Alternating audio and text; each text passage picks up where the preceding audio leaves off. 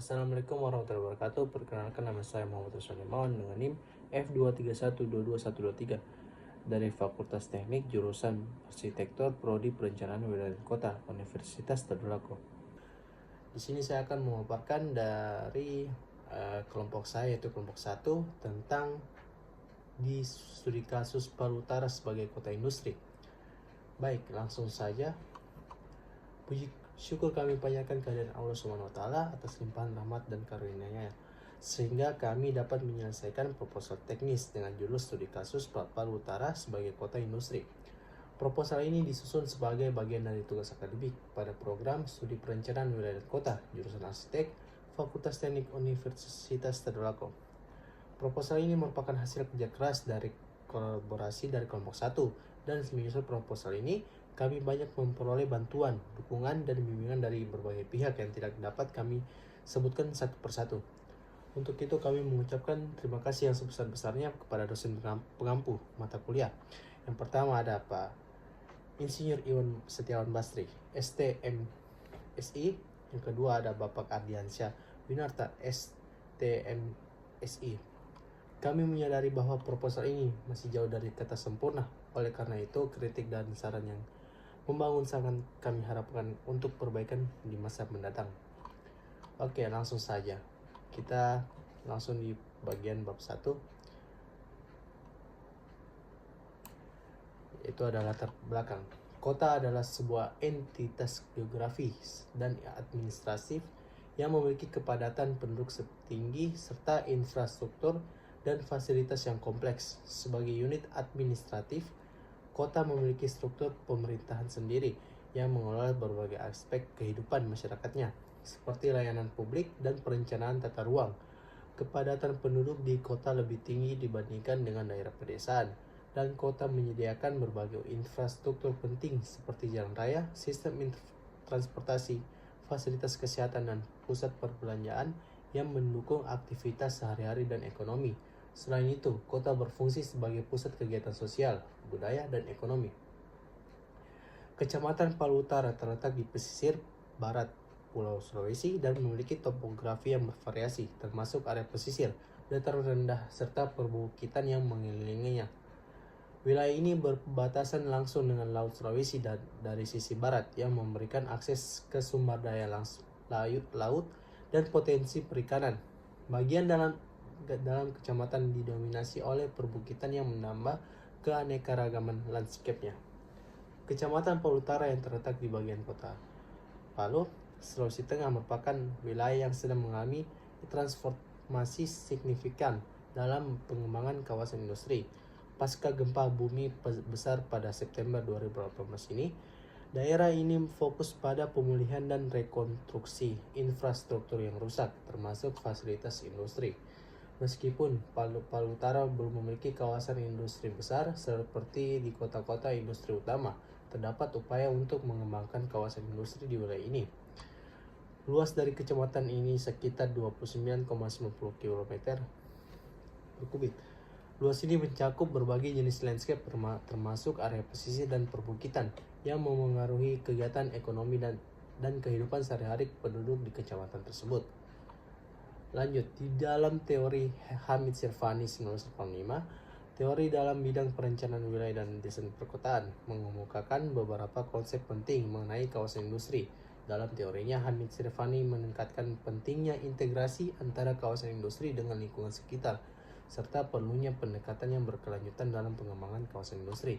Dan teori Kevin Lynch pada tahun 1960 mengemukakan konsep yang berfokus pada bagaimana orang memahami dan merasakan lingkungan perkotaan. Meskipun Lynch tidak secara khusus membahas kawasan industri, prinsip-prinsip teorinya dapat diterapkan untuk memahami bagaimana kawasan industri berkontribusi terhadap citra kota. Lanjut pada rumusan masalah. Yang pertama itu ada bagaimana kondisi infrastruktur saat ini di Kecamatan Palu Utara dan apa saja kebutuhan infrastruktur yang harus dipenuhi untuk mendukung pengembangan kawasan industri.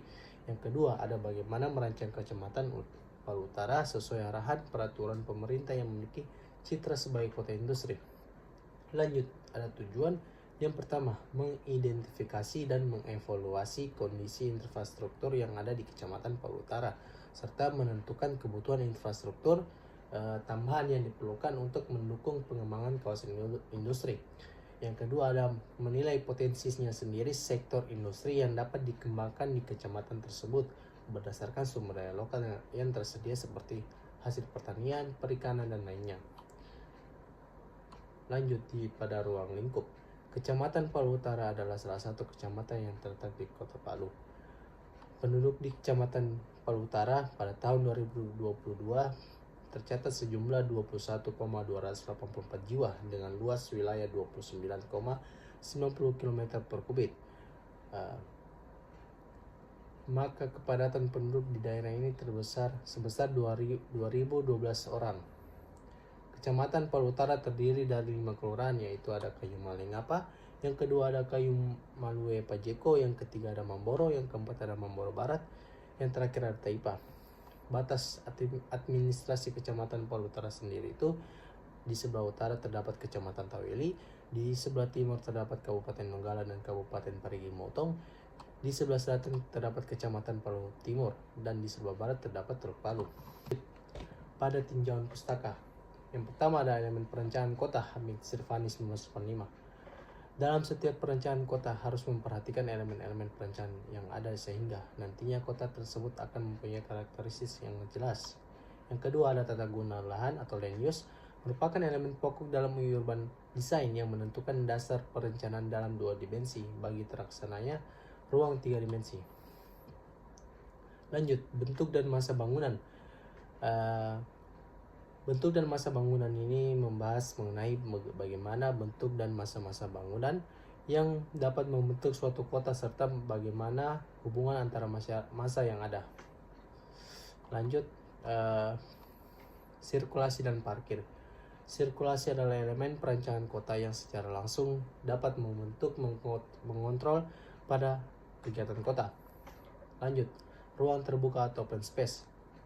Ruang terbuka yang sendiri itu sebutan yang diberikan oleh orang atas ruang yang terjadi karena pembatasan alat hanya pada 2 unsur atau bidang, yaitu alas dan dinding, dan tanpa bidang atap terbuka.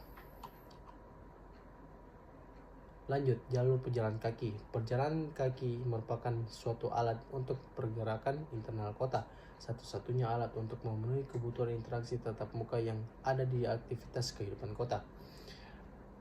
Lanjut, pendukung aktivitas atau aktivitas support.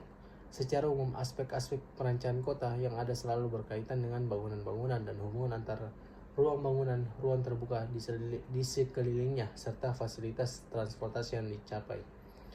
Lanjut, penandaan. Dalam kehidupan kota saat ini, iklan atau advertising mengisi ruang visual kota melalui papan iklan, spanduk, baliho, dan sebagainya. Lanjut, ada preservasi. Preservasi dalam perencanaan kota adalah perlindungan terhadap lingkungan tempat tinggal dan urban place yang ada dan mempunyai ciri khas, sepertinya halnya perlindungan terhadap bangunan bersejarah. Lanjut, di teori citra kota, Kevin-Lins. Seorang tokoh peneliti kota, risetnya didasarkan pada citra mental sejumlah penduduk dari kota tersebut. Dalam risetnya, ia menemukan bahwa pentingnya suatu citra mental karena citra yang jelas akan memberikan banyak hal yang sangat penting bagi masyarakatnya, seperti kemampuan untuk berorientasi dengan mudah dan dapat cepat disertai perasaan nyaman karena merasa tidak tersesat, identitas yang kuat terhadap suatu tempat, dan keselarasan hubungan dengan tempat-tempat yang lain. Lanjut, ada jalur. Saluran pergerakan di mana kota dapat dikandung seperti geng, jalanan, rel, kereta api, jalan raya, kanal, dan sejenisnya. Lanjut, ada batas. Tepi adalah elemen linear yang tidak digunakan atau dianggap sebagai jalan pengamat. Mereka adalah batas antara 2 fase. Inkontinuitas linear, pantai, jalan kereta api, tepi pembangunan, dinding. Ujung adalah garis yang memisahkan 2 area dengan fitur yang berbeda satu sama lain. Lanjut, ada kawasan. Kabupaten adalah daerah karakter yang dianggap memiliki karakteristik umum, identitas visual yang terpisah dari lingkungan lainnya. Lanjut, ada simpul. Menurut Lins adalah fokus strategis di mana pengamat dapat masuk biasanya persimpangan jalan atau konsentrasi beberapa karakteristik. Oke, lanjut di bagian rencana detail tata ruang yang berlaku. Pada Peraturan Wali Kota Palu Nomor 1 Tahun 2023 tentang Rencana Detail Tata Ruang tahun 2023 sampai 2043. Yang pertama, program pengawasan kegiatan industri kecil dan rumah tangga. Program ini bertujuan untuk mengawasi dan mengelola kegiatan industri kecil dan rumah tangga di Kota Palu. Yang kedua, ada program penataan dan pengembangan di kawasan industri, meliputi penataan dan pengembangan kawasan industri di Kecamatan Palu Utara yang memfokuskan pada pengembangan infrastruktur dan fasilitas yang mendukung kegiatan industri. Yang ketiga, ada kawasan industri prioritas nasional, memiliki kawasan industri yang telah dikembang sejak 2009 dan telah menjadi satu kawasan industri prioritas nasional dalam RPJMN 2020-2024. Definisi dan konsep rancang kota. Rancang kota atau perencanaan kota, proses yang melibatkan perancangan kota dan pengaturan tata ruang di wilayah perkotaan untuk mencapai tata kelola yang efisien dan berkelanjutan. Beberapa konsep penting dalam rancang kota. Yang pertama ada tata ruang, yang kedua ada kepadatan dan penggunaan lahan, yang ketiga ada transportasi dan aksesibilitas, yang terakhir ada ruang terbuka dan rekreasi, serta keberlanjutan dan partisipasi publik. Lanjut, untuk tahapan dan timeline rencana kerjanya sendiri itu untuk mempermudah kelompok dalam melakukan kegiatan kerja untuk mendapatkan data-data yang diperlukan.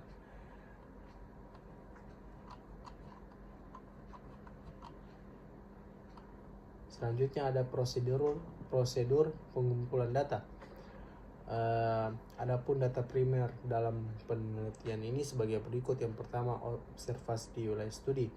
Yang kedua ada pengambilan gambar. Yang ketiga ada pemetaan. Yang keempat ada pengolahan data serta klasifikasi data, pemilihan data. Untuk mengelola data dan analisisnya sendiri itu, yang pertama analisis sistem penggunaan land use. Yang kedua adalah analisis ekonomi dan sosial. Yang ketiga adalah analisis kondisi hunian permukiman kawasan industri wilayah studi. Yang keempat adalah analisis prasarana lingkungan permukiman wilayah studi. Yang kelima adalah analisis sarana permukiman wilayah studi. Masuk di bab 4, hasil dan pembahasan. Yang pertama itu hasil peruntungan lahan berdasarkan teori Hamid Sirfani. Tata guna lahan adalah proses perencanaan dan pengelolaan untuk memastikan efisiensi dan keberlanjutan, melibatkan analisis karakter fisik lahan, kebutuhan sosial ekonomi, dan pengelompokan lahan untuk penggunaan yang tepat. Tata guna lahan sendiri melibatkan analisis mendalam terhadap kebutuhan industri dan potensi lahan, termasuk kondisi fisik dan dampak-dampak sosial ekonomi. Lanjut, tujuan dan fungsi tata guna lahan. Yang pertama ada mengatur penggunaan lahan, yang kedua ada optimalkan sumber daya, yang ketiga ada dukung dan pertumbuhan ekonomi, yang keempat adalah kelola dampak lingkungan, serta ada jenis-jenis dan tata guna lahannya sendiri. Penetapan tata guna lahan ini melibatkan penentuan jenis penggunaan lahan yang tepat berdasarkan karakteristik fisik, kebutuhan sosial ekonomi, dan tujuan perencanaan.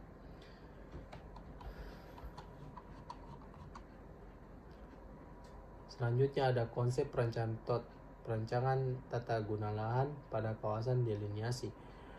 Menurut Hamid Sirfani, di Kecamatan Palu Utara sebagai kota industri melibatkan suatu analisis kebutuhan dan potensi lahan, pengelompokan lahan sesuai fungsi dan perencanaan infrastruktur yang mendukung. Pada kota industri, tata guna lahan harus dipertimbangkan untuk mengoptimalkan penggunaan lahan. Hal ini meliputi pengelompokan fungsi lahan berdasarkan kebutuhan industri, seperti zona produksi, zona logistik, zona komersial, dan zona pendukung lainnya.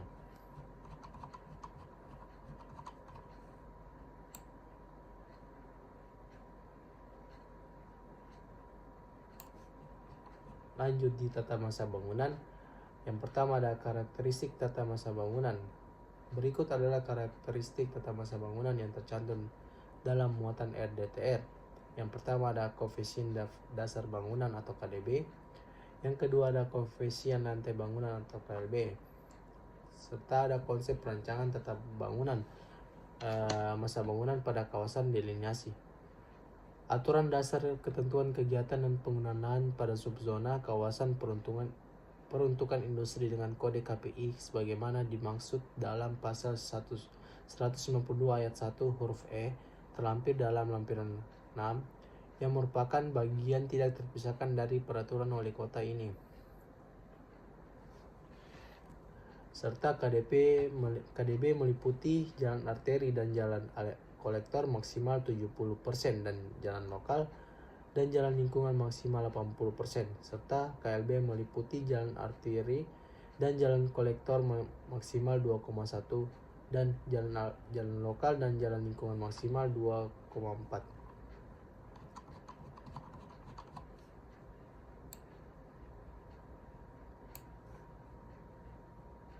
Lanjut pada sirkulasi dan parkir. Sirkulasi adalah elemen perencanaan kota yang secara langsung dapat membentuk, mengarahkan, dan mengendalikan pola aktivitas kota, sebagaimana halnya dengan keberadaan sistem transportasi dari jalan publik, pedestrian ways, dan tempat-tempat transit yang saling berhubungan untuk membentuk pergerakan suatu kegiatan. Studi kasus implementasi di Palu Utara. Kondisi penataan parkir di Kecamatan Palu Utara belum tertata rapi serta belum optimalnya cara pengelolaan parkir seperti banyaknya badan jalan yang berkurang untuk parkir.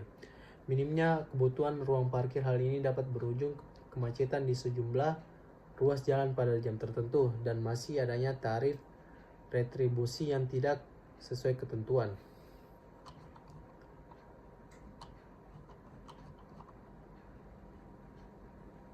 Lanjut studi kasus implementasi di Palu Utara. Pengembangan koridor utama di Jalan Trans Sulawesi sebagai salah satu koridor untuk di Kecamatan Palu Utara. Penataan jalur lalu lintas dan parkir dapat dioptimalkan, misalnya dengan memisahkan jalur kendaraan bermotor dan jalur sepeda, serta memperlebar trotoar untuk pejalan kaki. Penataan parkir on street di sepanjang jalan ini juga perlu diatur agar tidak menghalangi jalur kendaraan dan pejalan kaki. Hasil implementasinya sendiri itu yang pertama ada pengurangan kemacetan, yang kedua ada kenyamanan pejalan kaki, yang ketiga ada optimalisasi ruang parkir. Selanjutnya ada ruang terbuka, hasil peruntukan lahan berdasarkan teori Hamilton di Kecamatan Palu Utara menekankan pentingnya pengaturan ruang terbuka yang berfungsi untuk berbagai tujuan. Ruang terbuka hijau dan taman kota fungsinya untuk menyediakan ruang publik dan untuk rekreasi, aktivitas sosial, serta membentuk alami. Contoh implementasinya sendiri pembangunan taman kota di antara zona pertengahan dan permukiman. Yang kedua ada penciptaan ruang terbuka hijau yang terintegrasi dengan desain urban.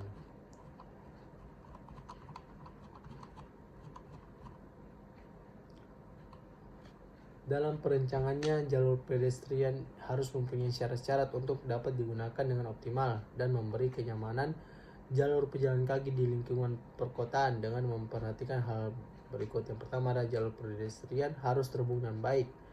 Yang kedua adalah jalan dan trotoar harus dirancang dan mempertimbangkan berbagai aspek termasuk keselamatan pejalan kaki. Yang ketiga ada menyediakan fasilitas pendukung kenyamanan pejalan kaki seperti tempat duduk. Yang keempat adalah menciptakan lingkungan yang bisa menarik daya tarik secara visual dengan elemen arsitektur dengan landscape. Yang kelima adalah jalur pedestrian harus dapat diakses oleh semua kalangan. Bentuk implementasi jalur pedestrian di Kecamatan Palu Utara berfungsi untuk pejalan kaki. Pedestrian tersebut juga memiliki fungsi bagi UKM yang berada di sekitar jalan yang berada di wilayah perencanaan karena terdapat kawasan pedagang jasa dalam perencanaan pengembangan kawasan wilayah.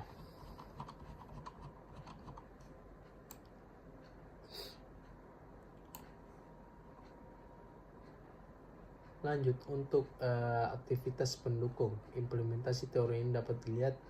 Yang pertama ada ruang publik, yang kedua ada infrastruktur pedestrian, yang ketiga ada keamanan dan penerangan, yang keempat ada fasilitas umum,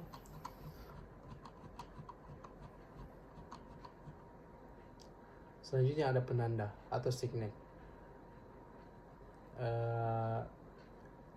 Keberadaan penandaan akan sangat mempengaruhi visualisasi kota baik secara makro maupun mikro jika jumlahnya cukup banyak dan memiliki karakter yang berbeda.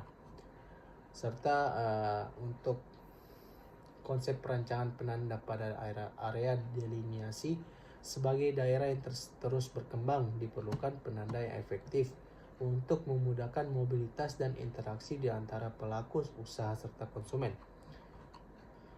Selanjutnya ada hal-hal yang mempengaruhi keberadaan ed. Yang pertama ada keberadaan fitur alam, yang kedua ada infrastruktur, yang ketiga ada penggunaan lahan yang berbeda, yang keempat ada kebijakan administratif atau sosial. Dampak dan pertimbangan dari EDG tersebut, yang pertama ada mobilitas dan aksesibilitas, yang kedua ada interaksi sosial, yang ketiga ada perencanaan dan pengelolaan, serta konsep perancangan pada delineasi. Yang pertama ada pusat industri dan perdagangan, yang kedua ada kawasan industri, yang ketiga ada pusat konvensi dan penginapan, yang keempat ada jalan raya, serta ada ruang terbuka hijau dan garis pantai. Untuk bagian kawasan atau distrik yang membuatnya berbeda dari wilayah lain, yang pertama adalah wilayah perumahan. Palu Utara mungkin memiliki ciri khas di kawasan-kawasan perumahan tertentu yang terbagi dengan kawasan lain untuk memiliki karakteristik tertentu. Lanjut, yang kedua ada wilayah komersial. Pabrik, pasar, dan gudang yang ada di Palu Utara, wilayah ini bisa dikenal menjadi tempat pusat aktivitas ekonomi. Serta wilayah publiknya sendiri ada area publik seperti pantai yang menjadi tempat berkumpul para warga untuk bersantai dan liburan. Selanjutnya, kesimpulan, Kota Palu Utara telah berkembang menjadi kawasan industri yang signifikan di Provinsi Sulawesi Tengah. Berikut adalah beberapa kesimpulan terkait perkembangan industri di Kota Palu. Yang pertama, pertumbuhan kawasan industri. Perkembangan kawasan industri di Kota Palu Utara telah meningkat secara signifikan dari tahun 2005 hingga 2015. Yang kedua ada alih fungsi lahan. Perubahan penggunaan lahan terbuka menjadi lahan terbangun telah mempengaruhi pola penggunaan lahan di Kota Palu. Lahan terbuka yang luas di Kota Palu menunjukkan potensi besar untuk pengembangan ke aktivitas ekonomi baru, terutama di industri dan permukiman. Yang ketiga ada pengembangan home industri. Kota Palu Utara telah melihat pengembangan home industri kerajinan rotan yang pesat. Pemerintah Kota Palu telah mendirikan pusat industri rotan di Kecamatan Palu Utara dan meluncurkan 10 produk unggulan usaha industri kecil menengah yang melibatkan berbagai jenis kerajinan termasuk rotan. Yang keempat ada strategi pengembangan industri yang mengembangkan strategi pengembangan industri kreatif seperti industri kerajinan kayu hitam yang berfokus pada inovasi dan pengembangan produk yang sesuai dengan era industri. Yang kelima ada keterlibatan sektor-sektor ekonomi. Analisis pertumbuhan ekonomi menunjukkan bahwa sektor industri, pengolahan dan pertambangan berperan penting dalam pertumbuhan ekonomi Kota Palu. Sektor konstruksi yang juga berkontribusi besar dalam pertumbuhan ekonomi. Dengan demikian, Kota Palu Utara telah menjadi kawasan industri yang dinamis atau berinovasi dengan fokus pada pengembangan berbagai jenis industri yang mendukung pertumbuhan ekonomi dan kesejahteraan masyarakat. Sekian dari saya. Wassalamualaikum warahmatullahi wabarakatuh.